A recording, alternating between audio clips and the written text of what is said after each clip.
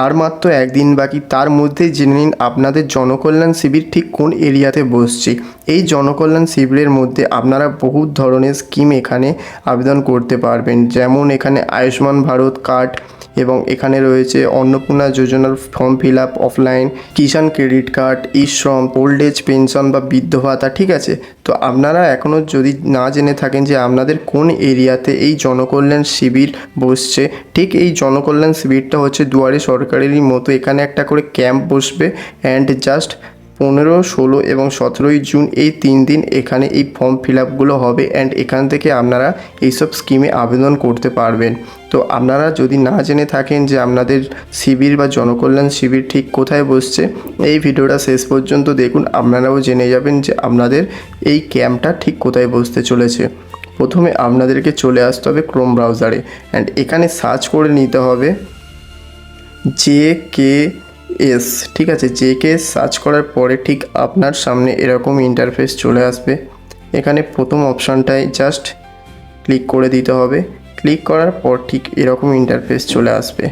তারপরে এখানে দেখবেন লেখা রয়েছে লোকেট ইওর শিবির। এখানে লোকেট ইওর শিবিরে ক্লিক করার পরে এরকম ইন্টারফেস চলে আসবে। এখানে নিজেদের ডিস্ট্রিক্ট, ব্লক এবং ওয়ার্ড বা গ্রাম পঞ্চায়েতের নাম লিখলেই আপনাদের সামনে যে ক্যাম্পটি বসছে তার নাম চলে আসবে। আমি এখানে জাস্ট ফিল করে দিচ্ছি। ধরুন আমি এখানে দক্ষিণ 24 পরগনা ব্লকের নাম নিয়ে নিচ্ছি, ধরুন এখানে ডায়মন্ড হারবার 1 অ্যান্ড এখানে গ্রাম পঞ্চায়েতে আমি ধরুন এখানে দিয়ে দিচ্ছি হরিডাঙ্গা।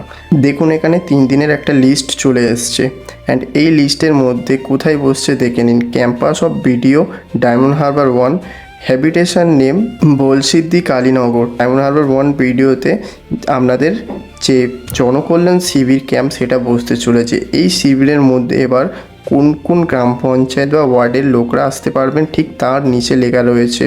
দেখুন এখানে বলসিদ্ধি কালীনগর, হরিডাঙ্গা, কানপুর, ধানাবেরিয়া অ্যান্ড পারুলিয়া। ঠিক আছে, এই 4টে গ্রাম পঞ্চায়েত বা ওয়ার্ডের লোক এখানে এসে ফর্মটা ফিল আপ করতে হবে। আপনারাও এরকমভাবে নিজেদের ডিস্ট্রিক্ট, ব্লক বা লোকাল বডি অ্যান্ড গ্রাম পঞ্চায়েত বা ওয়ার্ড এখানে দিয়ে জাস্ট দেখে নিন আপনাদের কোন এরিয়াতে অ্যান্ড কবে কবে কোন কোন পঞ্চায়েত এখানে আসতে পারবে এই ক্যাম্পে, সেটা আপনারা চেক করে নিন।